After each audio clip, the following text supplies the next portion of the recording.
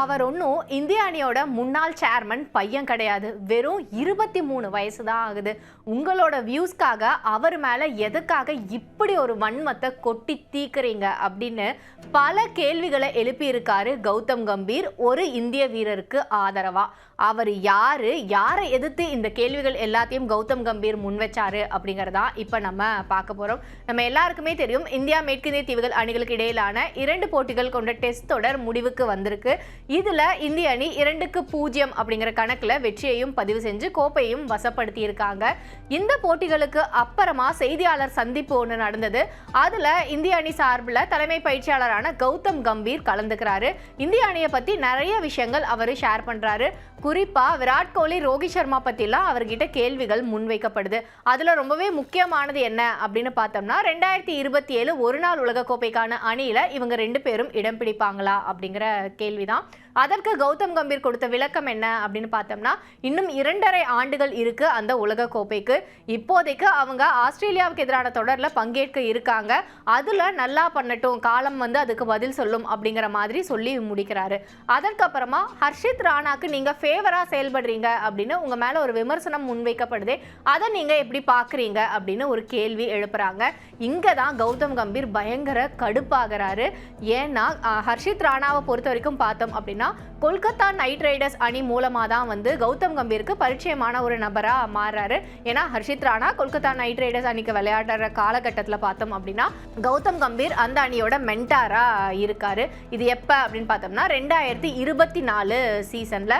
அந்த சீசனை பொறுத்த வரைக்கும் பார்த்தோம் அப்படின்னா கொல்கத்தா நைட் ரைடர்ஸ் அணி தான் கப்பு ஜெயிக்கிறாங்க. அதுல மிக முக்கிய பங்காற்றினது யாரு அப்படின்னு பார்த்தோம்னா ஹர்ஷித் ராணாவும் கூட. ஏன்னா அந்த அணிக்கான ஹையஸ்ட் விக்கெட் டேக்கர்கள்ல அவரும் ஒருத்தரா இருந்தாரு.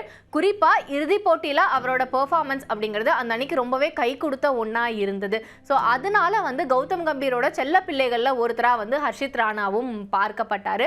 இதோட நீட்சியா பார்த்தோம் அப்படின்னா, அதாவது அந்த ஐபிஎல் தொடர் முடிஞ்சதுக்கு அப்புறமா இந்தியா T20 உலக கோப்பையில விளையாடுறாங்க. அந்த இயர் இந்தியா உலக கோப்பையும் ஜெயிக்கிறாங்க.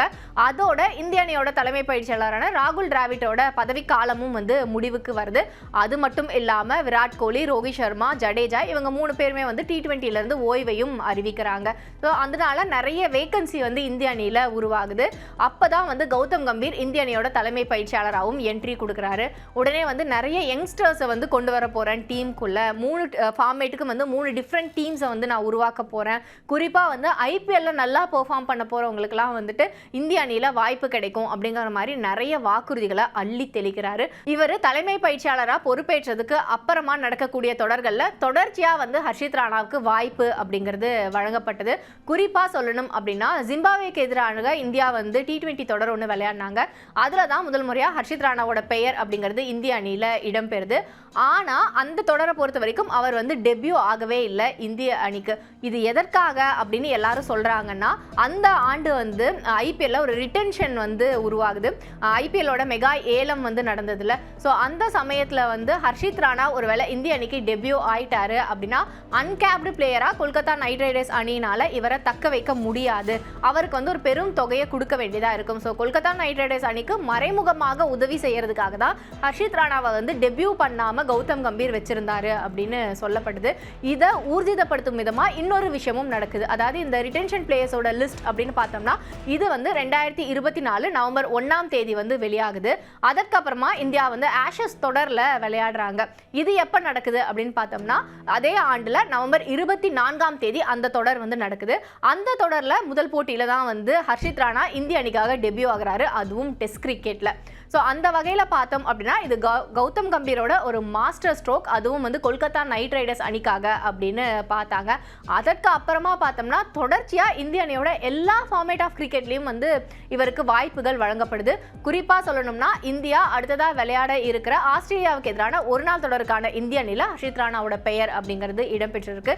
இதுதான் இப்போ மிகப்பெரிய விஷயமா எல்லாருமே பேசக்கூடியதாக மாறி இருந்தது. எவ்வளவோ பிளேயர்ஸ் இருக்காங்க இந்திய அணியில், ஆனால் ஹர்ஷித் ராணா ராணாவை மட்டும் வந்து 3 ஃபார்மேட்டுக்கான வீரரா இவர் தேர்ந்தெடுக்கிறதுக்கு காரணம் என்ன? ஏன்னா அவருக்கு வந்து இவரை ரொம்ப பிடிக்கும், இவரோட செல்ல பிள்ளையா அவர் இருக்காரு, அதனால தான் எடுத்திருக்காங்க.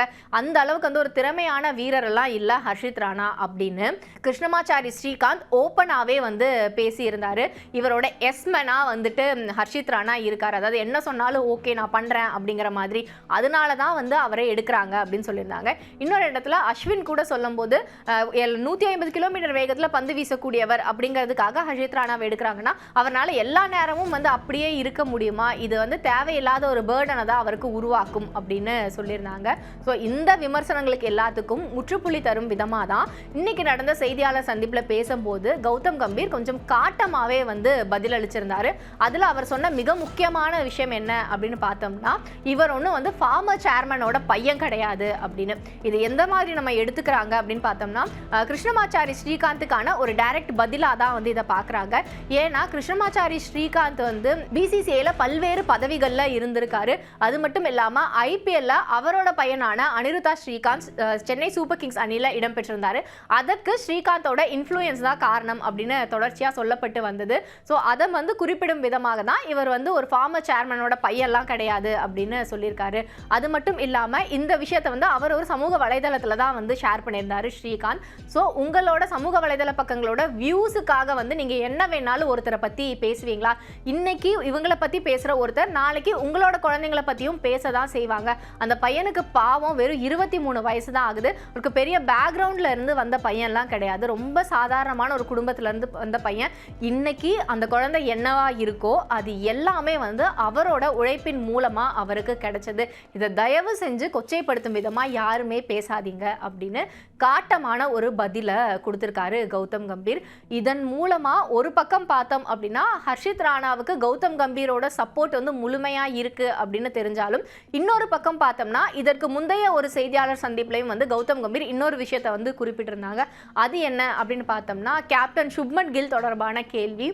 கில்லை வந்துட்டு ஆஸ்திரேலியா சீரீஸ்க்காக கேப்டனாக அனௌன்ஸ் பண்ணியிருந்தாங்கல்ல, ஸோ அதை பற்றியெல்லாம் கேள்வி கேட்கும்போது அவர் இப்போ தான் வந்து நிறைய கற்றுக்கிட்டு வராரு கேப்டன்சியில். ஸோ அவருக்கு பக்கபலமாக இருக்க வேண்டியது என்னோட கடமை. நீங்கள் அவரை விமர்சிக்கிறீங்களா, விமர்சிங்க, நீங்கள் என்ன வேணாலும் சொல்லுங்கள், ஆனால் என்னோட முழு சப்போர்ட் அவருக்கு தான் இருக்கும். நீங்கள் அவரை விமர்சிக்கிறத விட ஏதாவது வந்து குறை சொல்லணும் அப்படின்னா டைரெக்டாக என்ன சொல்லுங்கள், அதை நான் வந்து ஏற்றுக்கிறேன்.